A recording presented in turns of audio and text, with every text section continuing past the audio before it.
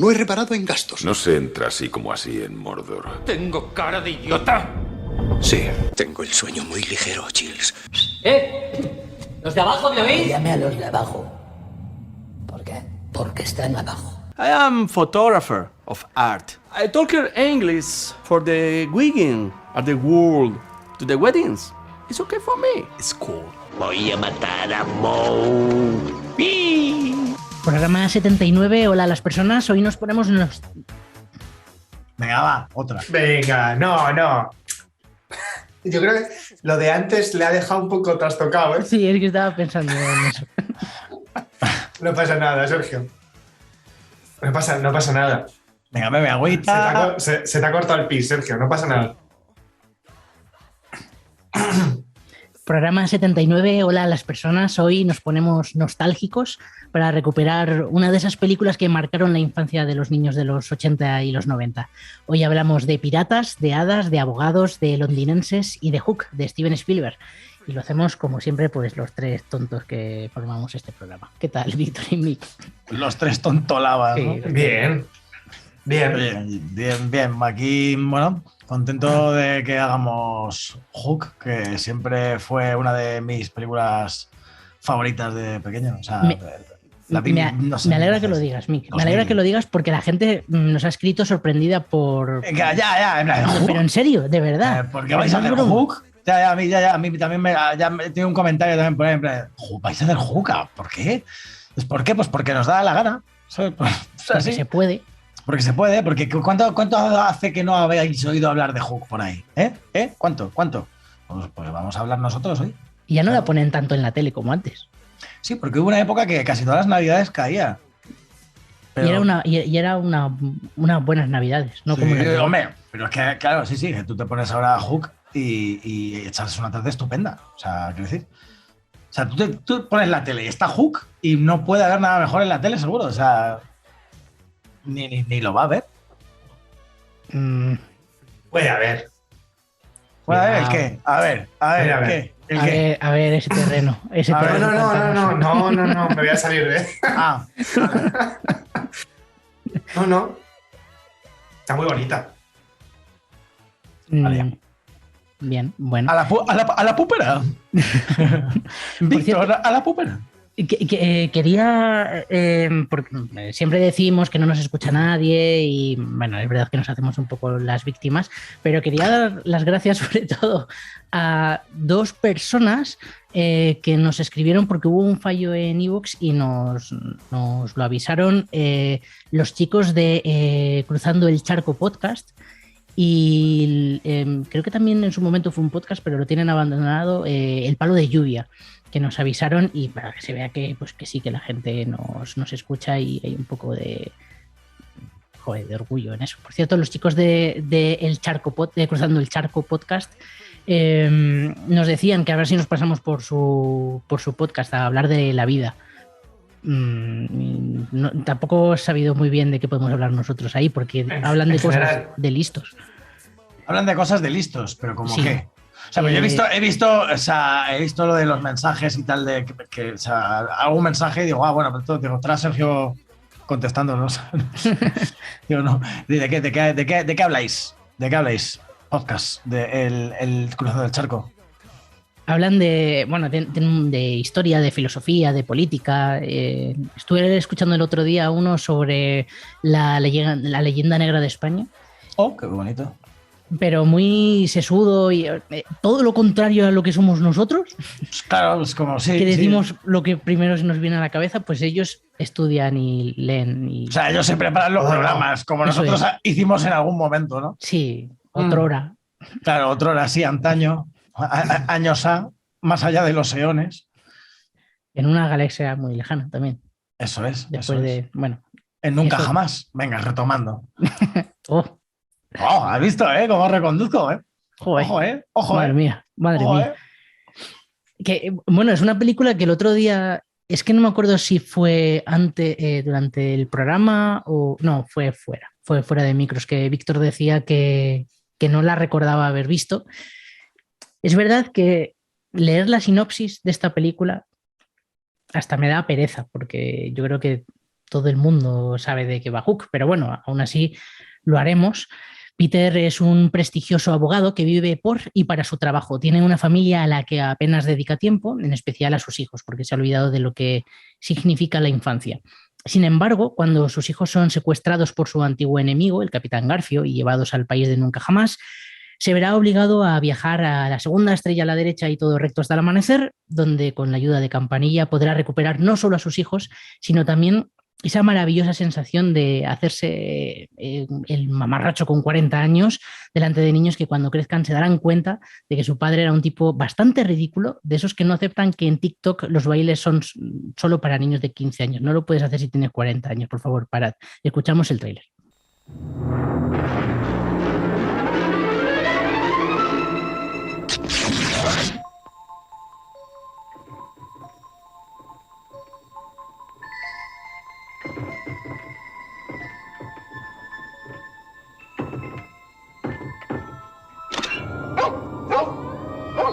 Garfio. Garfio. Garfio. Garfio. Garfio. Garfio.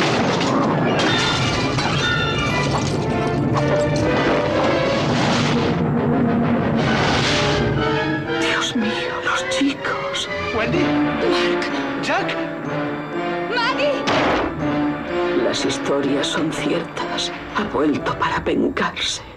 Solo tú puedes salvar a tus hijos. Intenta por todos los medios recordar. ¿Recordar qué? Peter, no sabes quién eres. Hay que volar. Hay que luchar. Hay que cantar como el gallo. Hay que salvar a Maggie y a Jack. Garfio ha vuelto. ¿Quién?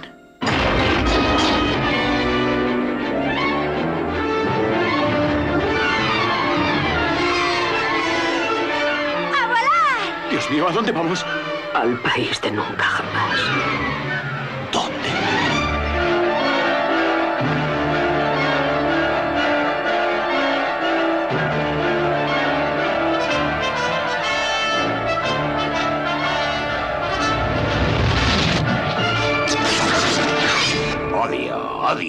Odio a Peter Pan. Escuchábamos el tráiler de Hook. Y antes, normalmente siempre os pregunto por qué merece la pena ver Hook. Hoy, antes de eso, quiero hacer una pregunta que puede sembrar la discordia y es, ¿los Goonies o Hook? Es como si me hubieras dado una patada en cada uno de mis testículos. En plan, ¿los Goonies o Hook? ¿Sabes? Ha sido como algo así, pues Hook, tío, yo creo que Hook. Para mí, Hook. Para mí también. Para mí también. Me voy a ir yo con los Goonies. Sí, porque sí.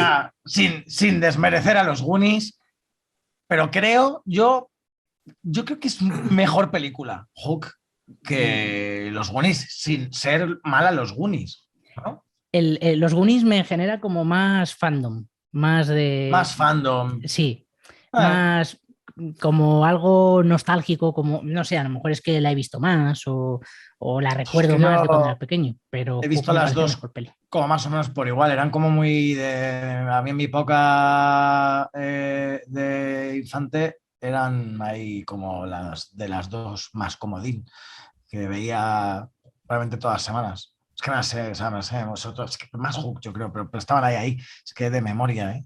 Yo creo que hay películas de estas que tienen mucho más que ver con lo que te han producido, justo con esa parte nostálgica, y quizás yo me quedaría con los Goonies por eso, no porque sea mejor o peor película, pero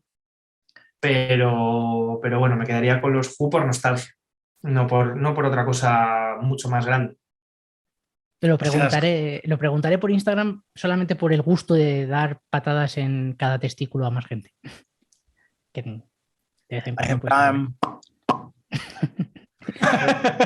¿Puedes hacerlo a lo largo del programa? Cuando veas, creas que merece la pena. En plan, favor. Ahí como en la huevada. Eso siempre mola con un silencio previo. El hacer la tensión. Eso. Siempre es mejor con un silencio previo. Siempre. tengo el dedo húmedo.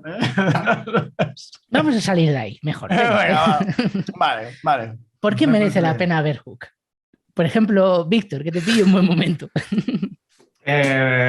¿Por qué merece la pena? Porque es Spielberg.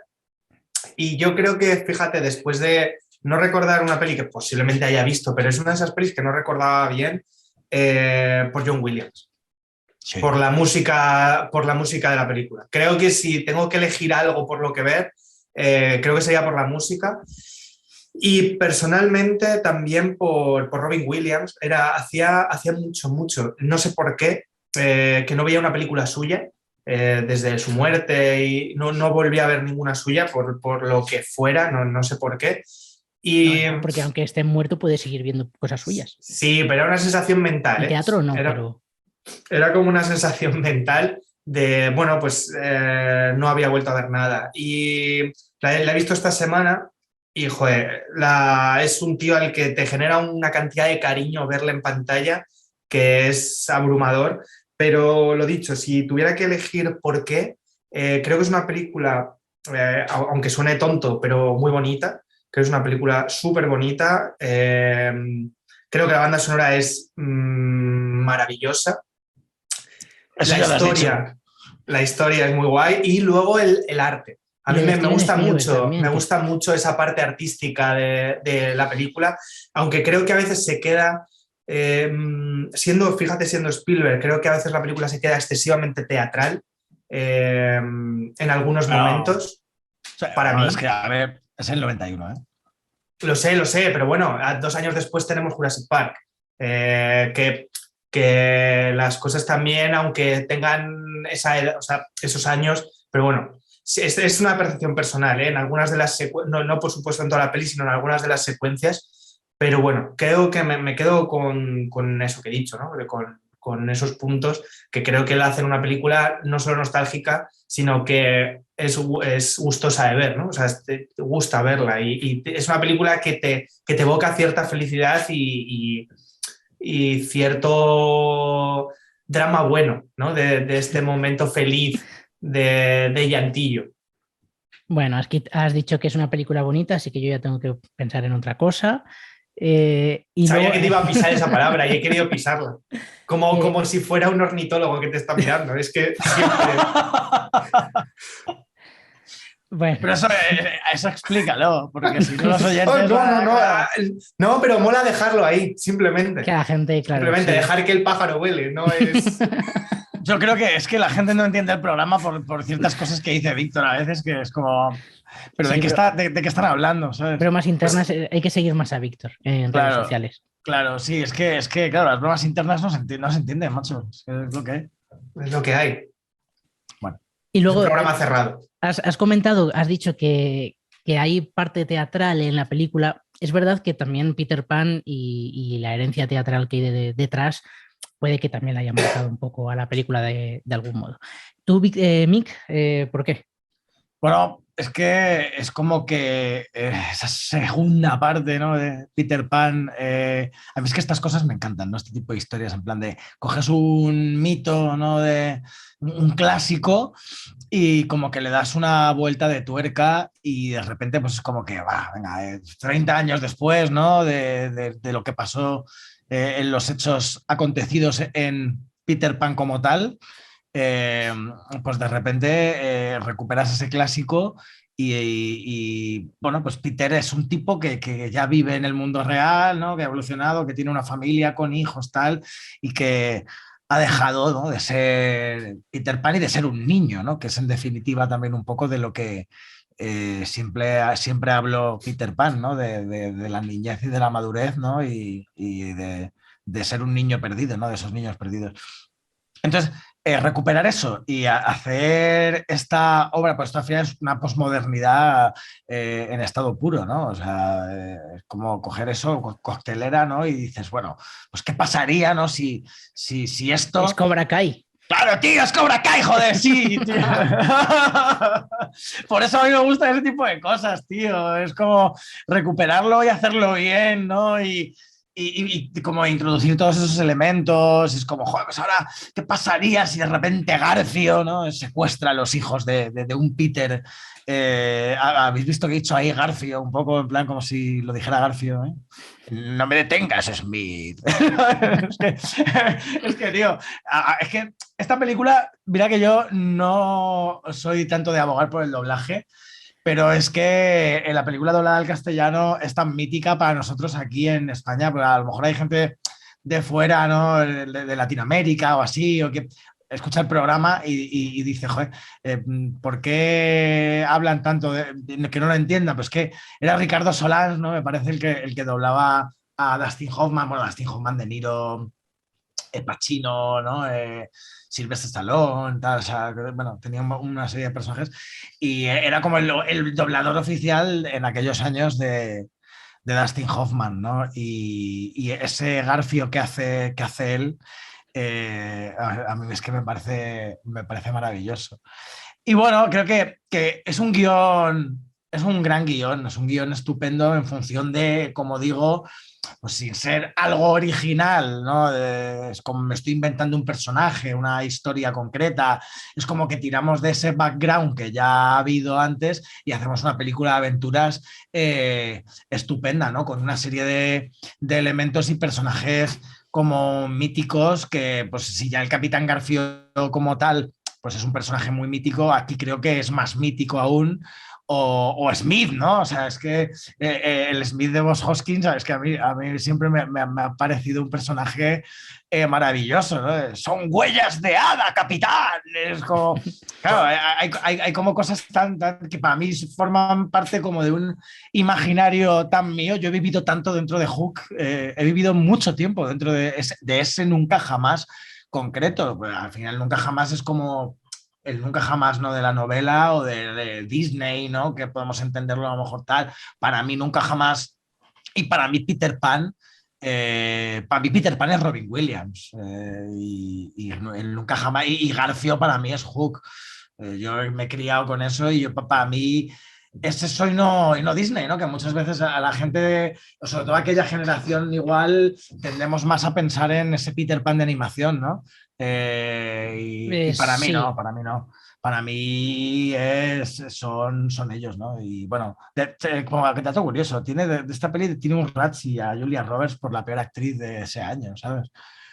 Bueno, es que Julia Roberts en esa película tuvo su miga. De hecho, Sí. la llamaban, en lugar de, lo tengo apuntado aquí, que es que me ha hecho gracia antes, la campanilla del infierno o algo así. En lugar de Tinkerbell, la llamaban Tinkerhell, porque debía ser Claro. insufrible. Sí, pero porque era como una Julia Roberts, como en la cresta de su ola, ¿no? Como Sí. en su mejor momento. Bueno, no en la cresta, pero estaba como en el momento tierno, digamos, ¿no? De una actriz en esa edad, tal. Una de las mejores actrices Venía de hacer de Pretty Hollywood, Woman. venía a hacer Pretty Woman. Bueno, no era tan. O sea, pues Pretty Woman fue como su bombazo. Claro, y fue donde se hizo famosísima. Entonces, esta era como una segunda película después de haber saltado a la fama y que todo el mundo quisiera trabajar con Julia Roberts. Entonces, claro, pasas de eso a que tener un papel haciendo de una campanilla ahí, de un personaje pequeñito, con orejas, con tal, con no sé cómo lo debió llevar ella a nivel ego de actriz y así, ¿sabes? Pues creo que mal. Además, me ha parecido leer que justo le pilló que se divorciaba o se separaba de su pareja y se piró, Es verdad. y Steven Spielberg le dijo, o vienes aquí o me busco a otra, porque se llevaban, creo, bastante mal. Que no... Julia Roberts, creo que es ella, o sea, no es la primera peli que se habla de problemas con el actor principal también, o sea, el problema a veces de las parejas principales o cosillas así, en las que tenía ciertos problemas en rodaje con ellos. O sea, creo que debe ser una persona que en cierto momento, a lo mejor fue en esa época, debía ser difícil trabajar con ella. En los 90 no fueron fáciles. Una época muy loca. Por cierto, es que no puedo dejar de comentar una nota. Bueno, preguntamos opiniones sobre las películas, sobre Hook, y Laura dijo que tenía gancho esta película. Muy buena, me gustan esas cosas. Es que hay, por un lado me parece genial que haya gente así, pero por otro lado no sé si debemos permitirle que siga haciendo esos chistes. Sí, yo te apoyo, Laura. Bueno, aún así la mandamos un abrazo, que le tenemos cariño. Hook, ¿por qué merece la pena ver Hook? La verdad es que lo habéis dicho todo ya vosotros, tampoco puedo sumar mucho más. Al final es película de infancia, ¿no? Y película con la que hay mucha gente que la tiene como su película favorita de la infancia, que al final te construye un poco cómo eres y que algunos de los valores de la película los acabas arrastrando de algún modo. Algunos es los Goonies, otro es Hook, otro es Harry Potter, ¿no? Que también surgía años después. O, es verdad que, por ejemplo, Flaver no, pero hay películas de estas de aquella época que te marcan y que además las sigues viendo tiempo después. Ernesto de Gikorama nos decía que la había visto hacía una semana, una cosa así.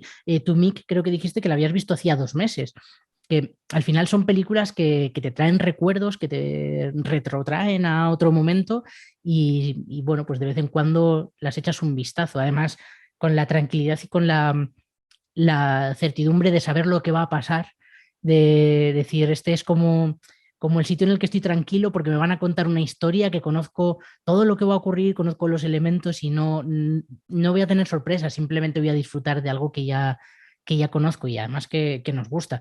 Y luego, por otro lado, el mundo de Peter Pan que hay detrás, que es verdad que esto nos quedamos al final con la historia de Disney de animación, como decía Mick muchas veces, pero tiene también parte un poco de la continuación del propio libro, porque Peter Pan en la novela se carga a Garfio y devuelve a Wendy y a sus hermanos a su casa, y la madre de Wendy que hace una especie de trato con Peter Pan y le dice, vale, no te puedes llevar a Wendy, Wendy se tiene que quedar conmigo porque necesita una madre, igual que la necesitas tú. Tú no quieres una madre, perfecto, haz lo que te dé la gana, pero para que no lo pases mal te voy a dejar que te lleves a Wendy una vez a la semana para hacer, una vez al año, una semana al año, para hacer la limpieza de primavera. Y Peter Pan, a partir de ese momento, en teoría, va a buscar a Wendy todos los años para hacer la limpieza de primavera. ¿Qué pasa? Que Peter Pan se olvida. Peter Pan tiene una memoria, pero terrible. Es como un pez. Incluso cuando lees la novela, hay momentos en los que pregunta, ¿pero tú quién eres? Y habían estado hablando hacía 5 minutos, pero se olvida de las cosas, porque solamente piensa en sí mismo. Al final, un poco el yo niño, ¿no? De estar pensando en el yo continuamente. Y hay un momento en el que Peter Pan deja de buscar a Wendy en primavera, se le olvida y pasados los años aparece otra vez, pero Wendy ya tiene una hija y se lleva a la hija de Wendy. Y pasado otros tantos años se olvida de la hija de Wendy y llega a la nieta. Y es un poco desde donde arrancaría la película, ¿no? Lo que pasa es que aquí parece que Peter Pan decide no volver a nunca jamás, quedarse con la nieta y vivir una vida y crecer. Bien, entonces, bueno, desde ese punto de vista la verdad es que es muy interesante y conocer todo lo que es el mito de Peter Pan es genial. Ahora seguimos hablando de ello, que tenemos que hacer una parada para pues. Y aquí seguimos hablando de Hook, aunque la gente no se lo crea. Sí, estamos hablando de Hook, de Steven Spielberg. También Iria nos decía por ahí que por cómo elegimos las películas, que en base a qué criterio elegimos las películas, por qué de repente estamos hablando de Hook. Bueno, al final yo creo que está saliendo un poco, ¿no? Por lo que nos genera. Sí, bueno, es que la habíamos comentado además como hacía ya mucho tiempo, ¿no? Que la teníamos ahí. Joder, ¿por qué no hacemos un programa de Hook? Y lo íbamos ahí como postergando, ¿no? Y no sé, dije, bueno, venga, hacemos el de Hook, venga, pues hacemos el de Hook. Yo qué sé, igual de repente un día cogemos y hacemos los Goonies, por ejemplo, o no. Como hicimos con Ace Ventura. O sea, de repente, si es lo que dice Sergio, como nos dé un poco. Sí, porque al final normalmente intentamos como hacer un ten con ten ahí de alguna película de actualidad, de algún estreno más del cine, en cartelera de redes de plataformas, ¿no? De intentar como que sean a lo mejor actuales y cubrir un poco ciertos espectros, pero otras veces pues es como vamos a hacer alguna que nos guste a nosotros, películas que nos gustan, ¿no? Y ya está, a ver qué tal funciona. Que, jo, yo también lo disfruto casi a veces hasta más, porque te da para hablar mucho más de ellas, tienes el haberlas visto varias veces, el poder buscar información con más tranquilidad, porque muchas veces vas al cine y claro, solamente las has visto una vez, es con la Claro. primera visión que te quedas, con lo cual sí, y bueno, pues la verdad es que es una película que el propio Steven Spielberg la tiene un poco infravalorada y en su momento también se infravaloró mucho, que no funcionó mal en taquilla, pero es verdad que la película es larga.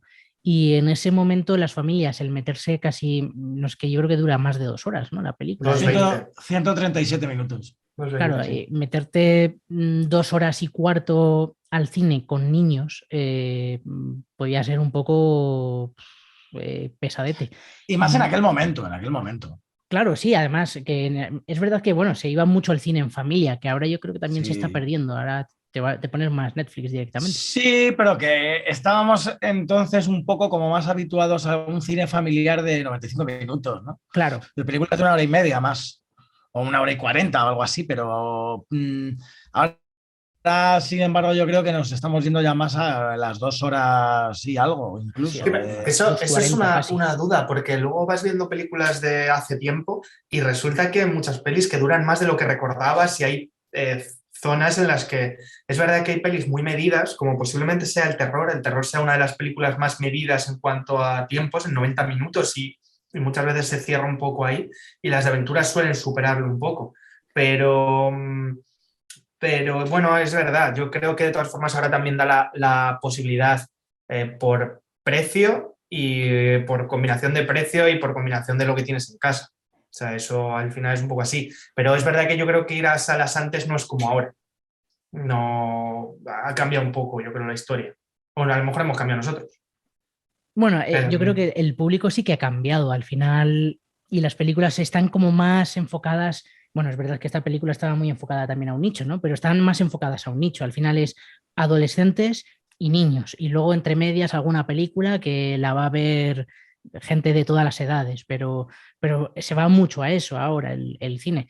Estaba mirando en películas por un poco los tiempos, ¿no? En el 89, Cariño he encogido a los niños, de 100 minutos. Es verdad que las películas que se van a más familiares, pero comedias sí que estaban en los 90 minutos, 100, una cosa así. Hook, que es aventuras, también yo creo que necesita expandirse un poco más y contar más de los personajes. Al final también volvemos un poco a lo que hablábamos la semana pasada y hablamos bastante a menudo, el viaje del héroe. Es un personaje que tiene que evolucionar mogollón, que al final Peter Pan tiene que recordar lo que fue y aceptar lo que fue y volver a serlo y además volver a casa otra vez y con todos los puntos exactos de lo que era el viaje del héroe.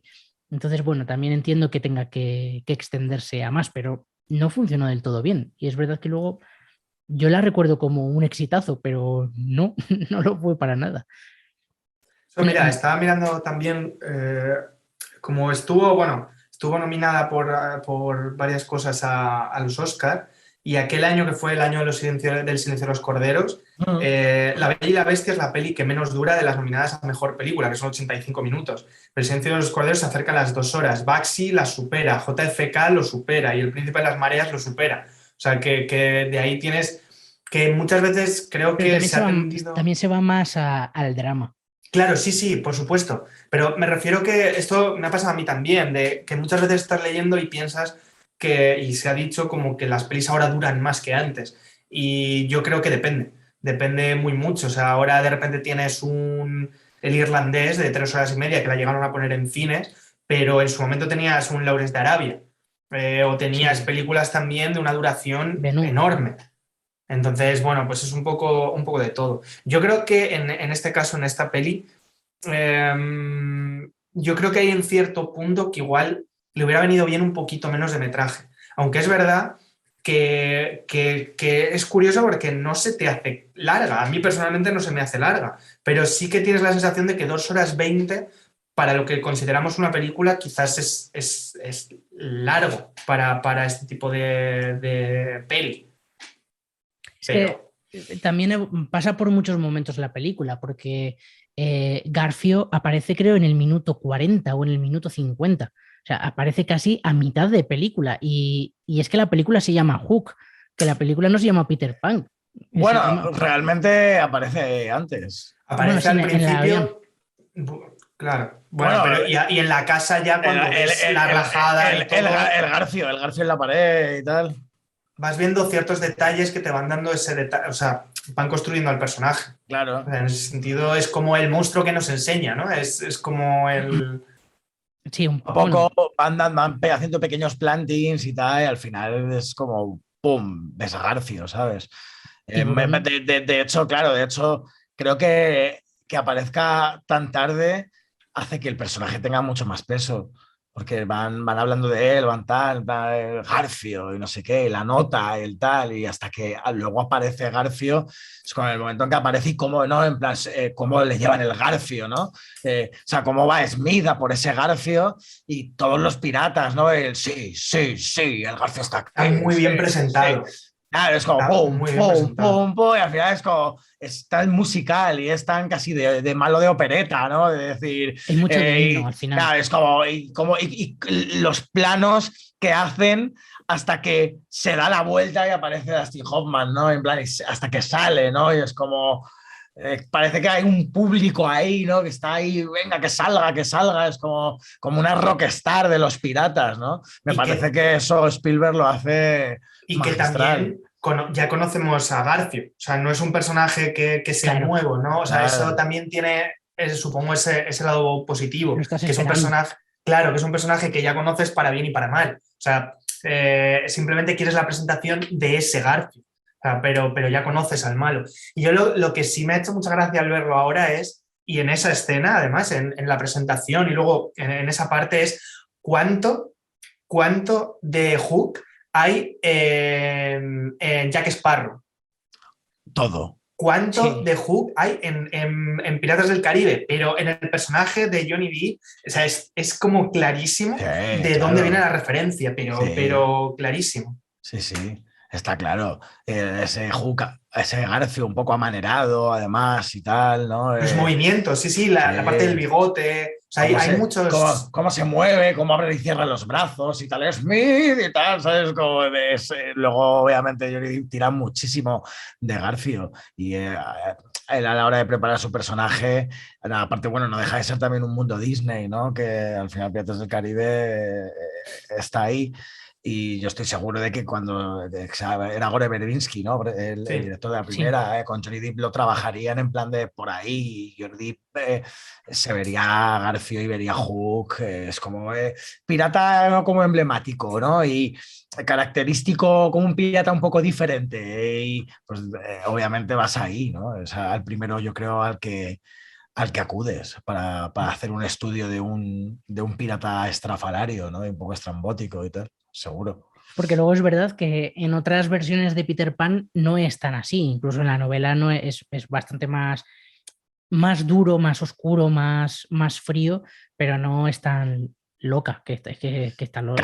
A mí, pero es que por eso me encanta el Garfio de Dustin Hoffman. Es que, bueno, aparte es que, claro, Dustin Hoffman es Dustin Hoffman, uno de los mejores actores de la historia, ¿sabes? A mí es que en concreto Dustin Hoffman me flipa, siempre me ha flipado. Pero creo que lo hace muy suyo, ¿no? Y bueno, ya había hecho Totsi, ¿no? Ya.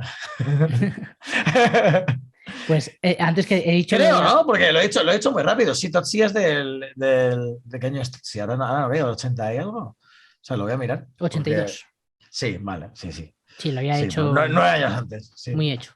Sí. Antes lo he comentado, lo he dejado así de pasada. Sí que aparece en el avión la voz del comandante del avión, que no sé, o del azafato o tal, es de Dustin Hoffman, que dice bienvenidos, o estamos a punto de despegar, o estamos a punto de aterrizar, o algo así.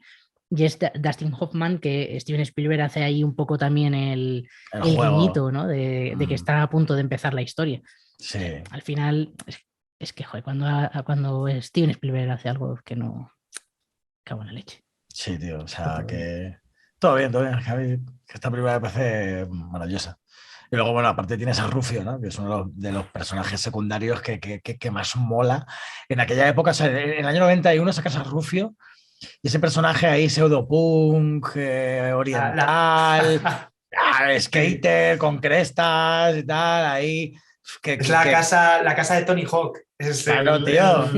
Claro, tío. La isla de los niños perdidos, eso es, vamos, eso es una maravilla.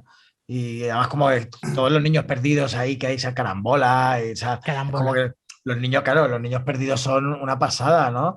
Y luego aparte que tiene mucho guiño, ¿no? En plan a John y a los que eran los hermanos de Wendy, pues hay un momento que aparece el sombrero, que aparece el osito, que aparece tal, entonces como que hay mucho guiño, ¿no? A la de Disney y a la historia original, ¿no?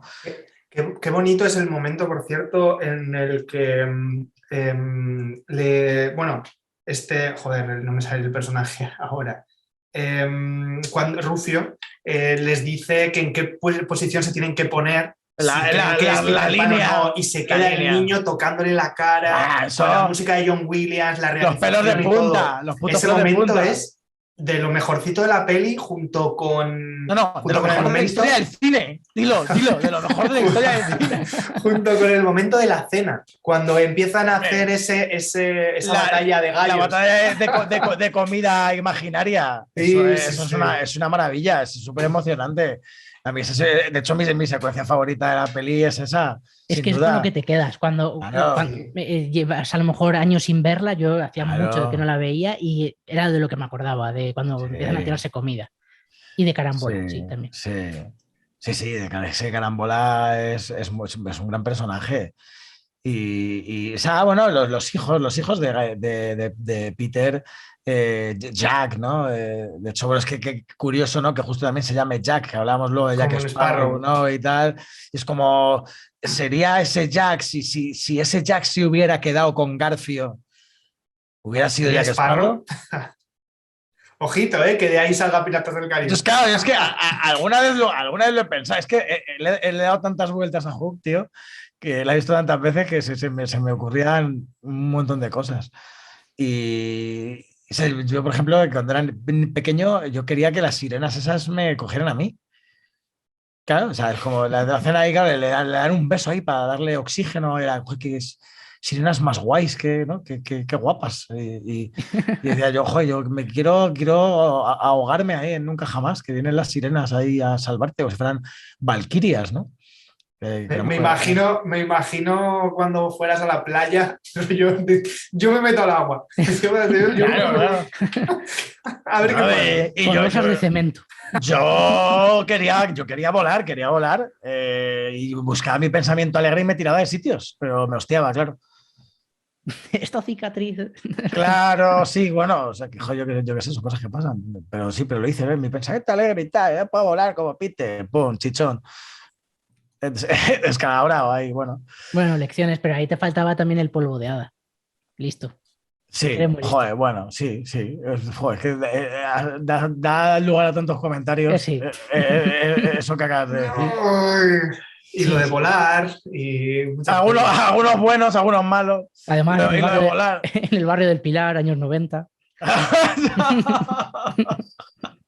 Una mala época, al lado de la Ventilla, de Pitis, en medio de todo el meollo. Sí. No, pero realmente creo que hay un trabajazo, tío, con los niños perdidos y con el mensaje, ¿no? Bueno, o sea, al final Peter vuelve a ser un niño perdido. O sea, hasta que incluso hay momentos en los que se empieza a olvidar de su familia y de los hijos y de su mujer y todo. O sea, hay momentos que tiene ahí de decir, se vuelve a ser Peter, ¿no? A mí es que es uno de los detalles que más me gustan, porque después de haber leído Peter y Wendy, es que eso le pasa a él. Es que hay un momento en el que al principio del cuento, cuando se lleva a Wendy y a sus hermanos al país de Nunca Jamás, que están volando yendo hacia el país de Nunca Jamás, no se sabe cuánto tiempo. No, llega un momento en el que pierden la noción del tiempo. Y él va y viene y de vez en cuando pues, va a ver cómo les va en el vuelo. Y a veces cuando vuelve de esos momentos en los que se pierde y no sabemos a dónde se va, se olvida de ellos. se olvida de ellos y les pregunta, oye, ¿qué hacéis volando por aquí, no? Y entonces que aparezca eso en la película mola mucho. Y yo creo que no eres consciente cuando eres pequeño no te terminas... No terminas de ser consciente de lo que le está pasando a Robin Williams, a Peter Pan, porque tú estás pensando en los niños tirando comida. Pero, ostras, el mensaje que tiene detrás es que... Claro. No, es una peli muy diferente cuando la ves con 8 Sí, años a cuando la ves con 30. O sea, es una peli muy, muy diferente. Sí, creo que además es una de esas películas a las que hay que volver de visita de vez en cuando y hay que revisionar cada X años. Es como un poco como leerte El Principito, ¿no? Dicen varias veces en tu vida y que siempre vas a sacar como un mensaje diferente en función del momento en el que lo veas. Pues yo creo que Hook es como un poco el Principito del cine, ¿no? O sea, bueno, hay muchas películas, pero creo que funciona muy bien así. De que si la ves de mayor te va a contar otra serie de cosas que no veías en su momento. Sí, Bueno, al final... Bueno, perdón, Sergio. No, era apostillar casi. Continúa, Apostilla. Era simplemente decir que la película se puede ver como una película familiar porque lo es, pero al final Steven Spielberg se está dirigiendo también a los padres, ¿no? Y es la forma de que los padres aguanten sentados en la butaca del cine, que le apeles a ellos de alguna manera, que no se aburren. Total, sí. ¿Qué ibas a decir, Víctor? No, era un poco, no similar, pero yo creo que lo más interesante precisamente luego es en la carrera de Spielberg. Luego hizo Super 8 y ha hecho varias películas que siempre van al pasado y a hablar de esa fantasía de los niños. Pero como que Super 8 que vuelve a ser casi un poco los Goonies, ¿no? Sí, claro, literal.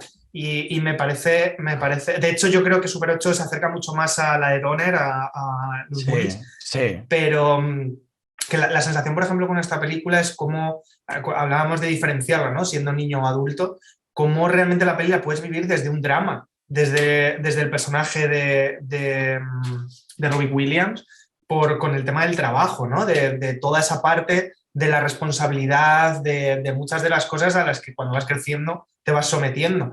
Y yo creo que por eso es tan diferente y por eso es tan disfrutable de un lado y de otro. Como niño la disfrutas por el juego y por un diseño de producción que me parece, vuelvo a decir, maravilloso, colorido y que es muy, muy, muy interesante para un crío. Pero o sea, que la dirección artística estuvo nominada a Oscar. Sí, Bueno, vestuario. Y vestuario, no sé qué más. 4. No sé si, a ver... Efectos especiales también. Y canción. Maquillaje, y la canción principal, obviamente, es la original, sí, porque vamos, es una maravilla. Oye, quería lanzaros también una pregunta y es: ¿cuánto tiene Harry Potter de Hook? Eso justo iba a decir, ¿por la banda sonora dices? ¿O por la banda sonora? La banda sonora es el germen de Harry Potter, pero John Williams no ocurrió. John Williams no ocurrió. John Williams dijo... Pero es curioso, cuando terminamos la peli, Lu y yo estuvimos un rato largo poniéndonos en YouTube las canciones principales de varias de las películas de John Williams, yendo desde Superman, aquella del 78 creo que es, la de Donner también, creo que es de... No sé si es de Richard, sí, de Richard. Es de Donner. Sí. Estuvimos poniendo la de Star Wars, nos estuvimos poniendo... también la de El Arca Perdida, ¿no? Es la primera de, Indiana Jones o La Última Cruzada, no me acuerdo cuál es la primera. Pero bueno, y te pones varias bandas sonoras de John Williams y ves como los retazos que hay de muchas películas suyas.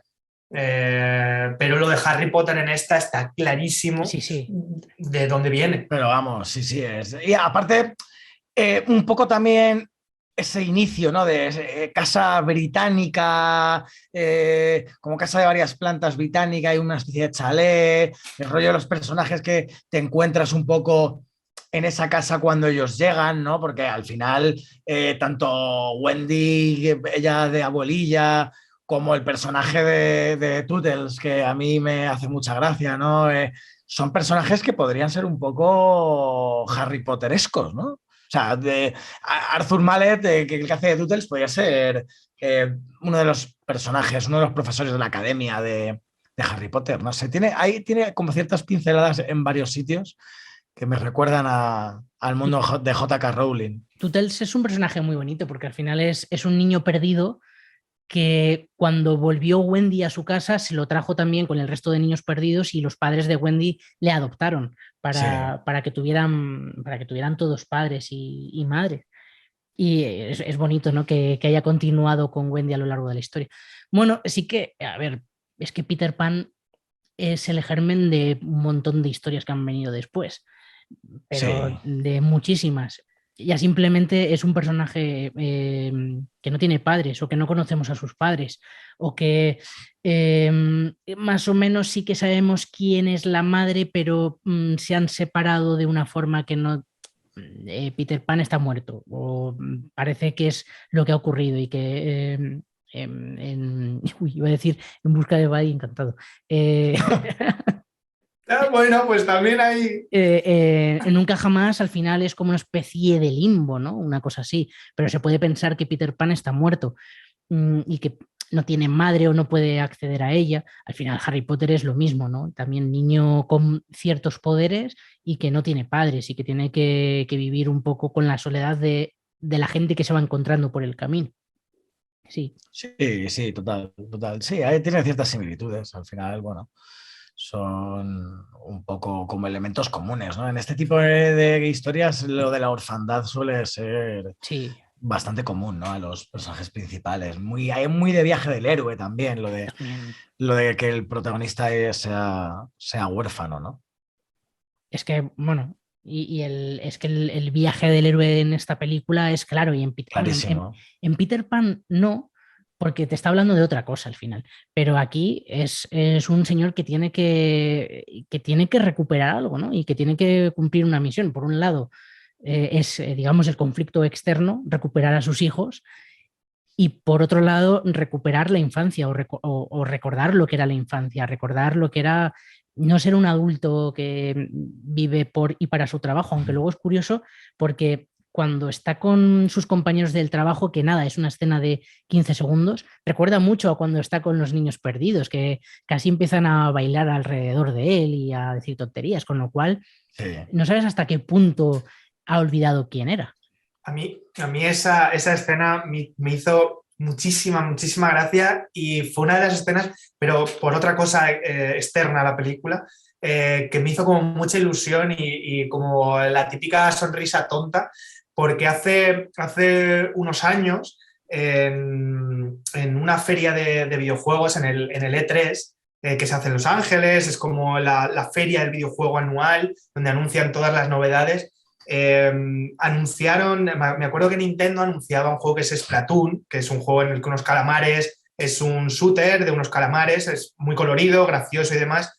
Entonces, dentro de todo cómo ha ido evolucionando las videoconsolas a juegos más adultos, historias mucho más adultas y demás, como que de repente salió un vídeo de los jefazos de Nintendo en una sala secundaria, o sea, jugando a dispararse con cañoncitos de goma espuma, con pelucas de los calamares estos y demás, y me recordó mucho a esa escena. O sea, me vino como a la mente, rollo, joder, al final todo parece que la vida tiene que ser muy seria, pero benditos sean esos momentos estúpidos en los que te olvidas un poco, ¿no? de todo eso. Y me hizo mucha gracia porque me hizo recordar muchísimo ese momento, esa escena. Cuando la vi ayer fue, ostras, cómo a veces nos vamos a ese lado serio, ¿no? Y casi que lo pretendemos como si fuera una necesidad de personal, el no puede haber un momento para la fantasía, ¿no? O la magia o el volver a ser niño.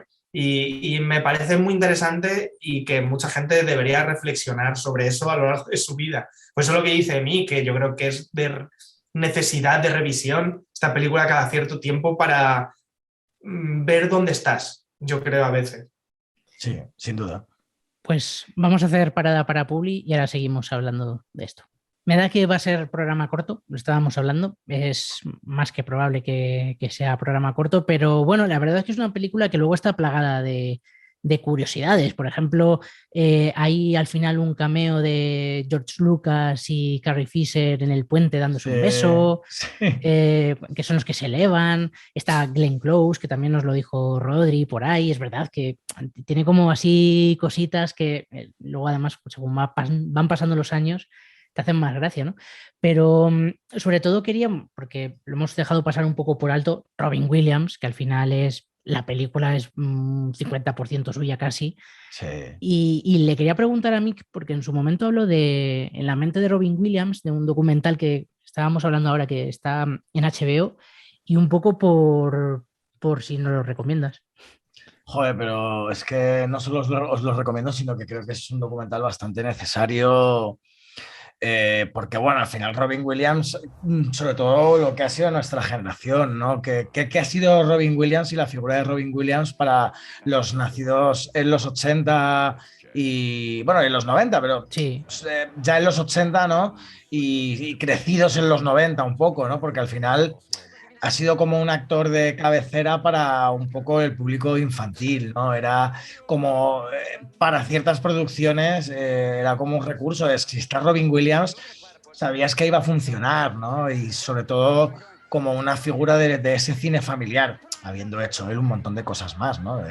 Desde teatro a stand-up incluso, ¿no? O sea, no sé, bueno, ha hecho mil cosas.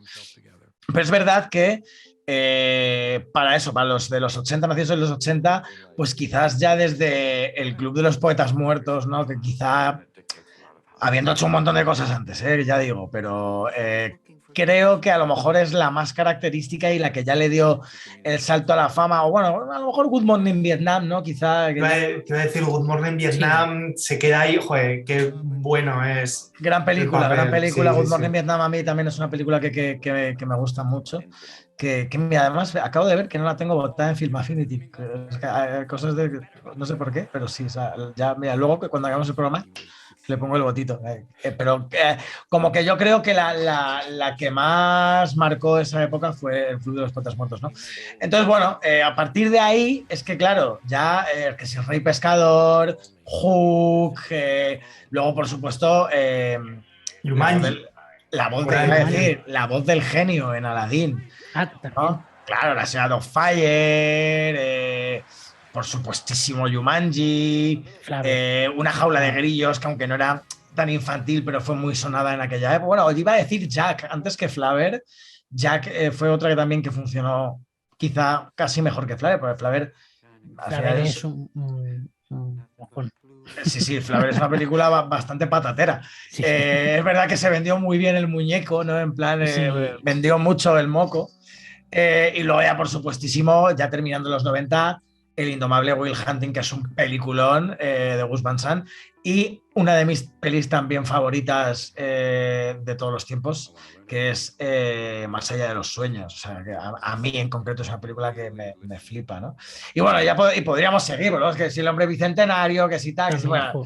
Claro, es que, joder, Robin Williams ha sido pues uno de los actores más bonitos, ¿no? Y que más ha hecho reír y que más ha transmitido eso, sonrisas y quizá felicidad, ¿no? Cuando él por dentro estaba roto. Estaba total y absolutamente roto, ¿no? Entonces, este documental que comenta Sergio, que por cierto lo tenéis eso en HBO, ¿no? Estábamos comentando ahora hace un momento en HBO Max, habla de todo ese lado oscuro, ¿no? De toda esa cara no tan amable, ¿no? de Robin Williams, y cómo él desde hacía muchos años era una persona que tenía problemas de salud mental y atravesaba una gran depresión. Entonces, bueno, habla un poco de todo esto, ¿no? De toda la trayectoria, de todo el recorrido de Robin Williams y de lo que era el actor y la persona.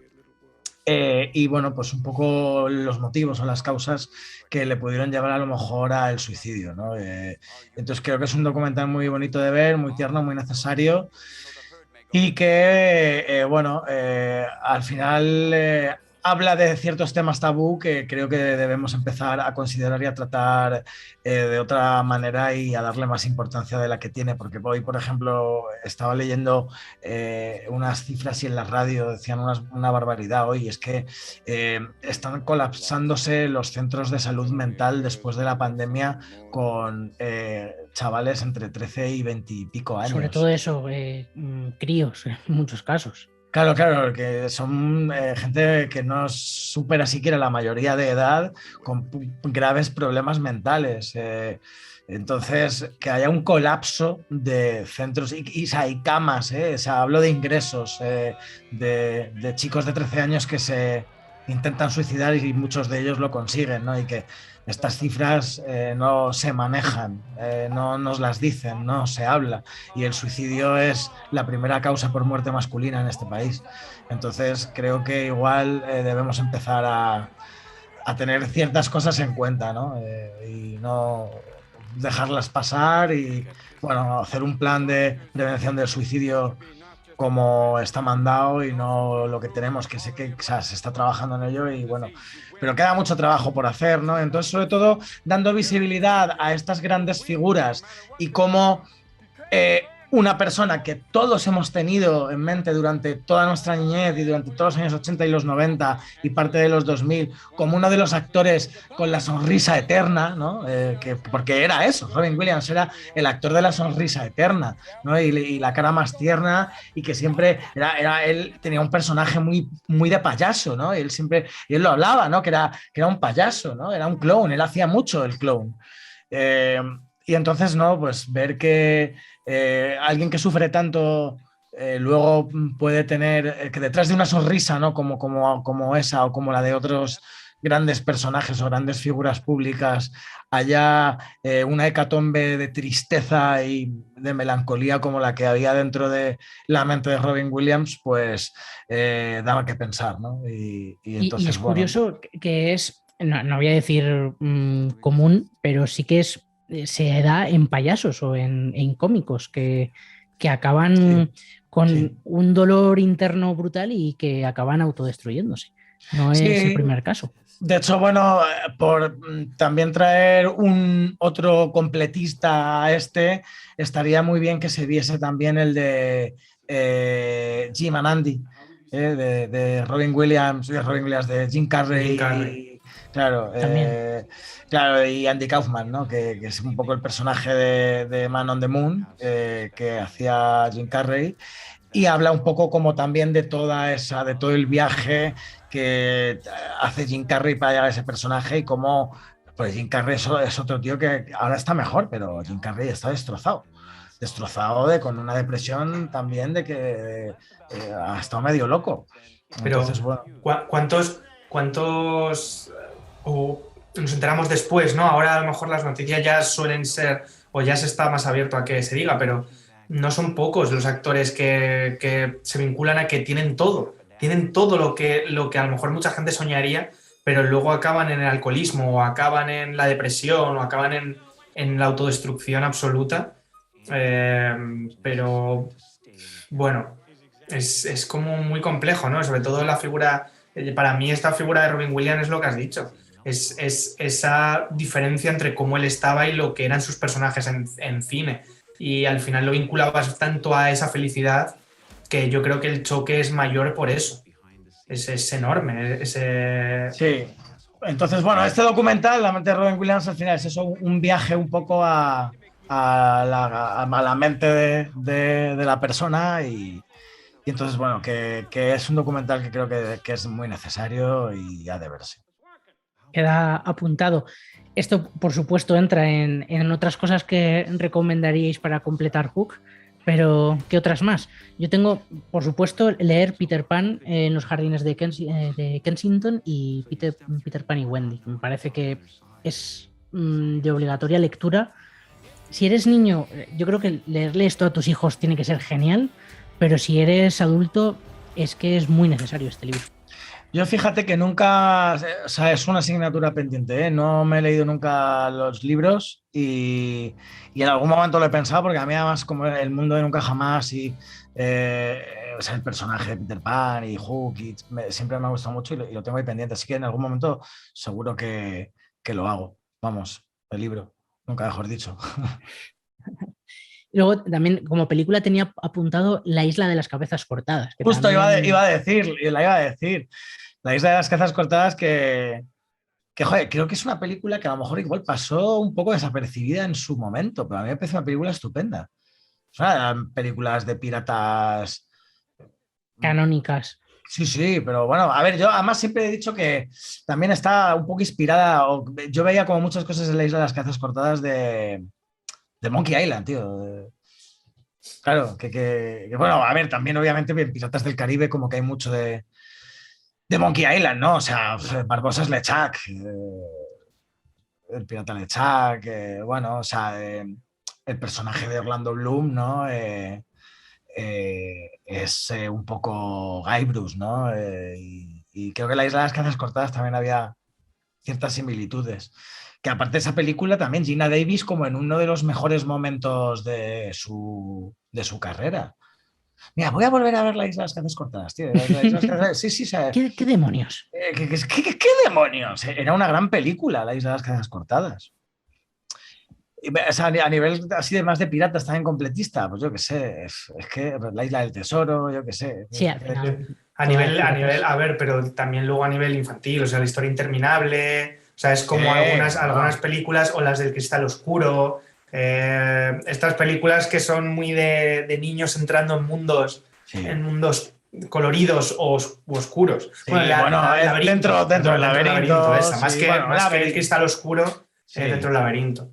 Legend, otra película también, ¿no? Con Tom Cruise, también de como spy, brujería, de Tim Curry haciendo de un demonio, era muy de la época. Igual Jumanji, ¿no? También podría ser una película que en una sesión doble podría funcionar muy bien. Bueno, y las versiones que hay interminables de Peter Pan, que también hay un montón. También, sí. De hecho, hay unas cuantas. Algunas pues son más desapercibidas que otras también, pero bueno, pero hay. Sí, también es que se hacen muchas. No sé qué más tengo que preguntaros. Bueno, os iba a decir que la semana pasada lo dejamos así un poco por alto, se me olvidó a mí sacarlo, y como tampoco nos quedan muchos minutillos, vamos a hacer este programa un poco más corto. Os iba a comentar que las críticas destructivas del mes pasado, no sé si las leísteis, porque en general hay una clara favorita por la gente que ha votado. Os las leo. Tenemos una que me parece contundente y muy certera, que es Una payasada folclórica, de Leslie Felperin, sobre lunáticos, no sé qué película es, pero Una payasada folclórica me parece muy preciosa. Es digno de ganar. Luego teníamos otra que decía, es tan insustancial que hace que Los Ángeles de Charlie parezcan dignas de competir en Cannes. Joder. Sobre Agentes 355, que es que ha debido ser, es que esa ha debido ser fina. Esa le gustaba esa crítica a Víctor, creo.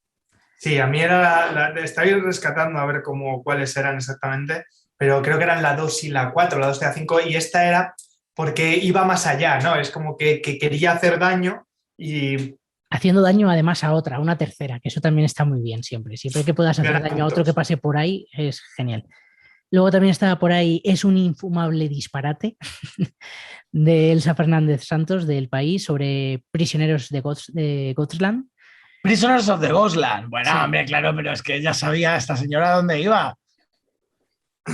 Sion Sono dirigiendo a Nicolas Cage, por favor. Sí, yo creo que posapocalíptico. Yo fíjate que yo creo que hay críticos que no saben a qué coño se meten. Porque ver una película de Sion Sono con cómo está Nicolas Cage en estas últimas, con es Nick como Cage. Tienes que saber a dónde vas. Ostras, pero yo la vi en Sitges, tío. Yo Prisoners of the Ghostland era como que esa peleé por ir a verla, que era hostia, Sion Sono con Nick Cage, y estábamos todos ahí en plan de ¡guau, tío! En plan, obviamente sabes a lo que vas y que va a ser una gamberrada de una peli. O sea, pues eso, en plan, digno de la serie B de los 80 y que vas a ver lo que vas a ver. Ya me lo pasé piruleta, hombre. Posiblemente sea Claro. peli que gana en Festi, ¿eh? Posiblemente sea peli que gana mucho más en Festi que ir a una sala. A ver, yo me eché unas risas ahí que cuando le explotan un testículo a Nicolas Cage, que es, vamos, es una peli que hay que ver pues eso, con colegas de cervezas en sesión doble, pues con otra gualtrapada de estas, ¿sabes? Es una peli de gualtrapa total, ¿sabes? Claro. Sabía yo que esa iba a traer, iba a doler a alguien. Luego también estaba otra que, a ver, era un poco por completar las 5, pero navega entre lo innecesariamente previsible y lo abiertamente bochornoso, de Santiago García, Leer Cine, sobre Brazen. Bueno, me parece que, bueno, pasable, como crítica tampoco es muy destructiva. Y luego la 5, que también ha gustado mucho, es Evitadlo a toda costa.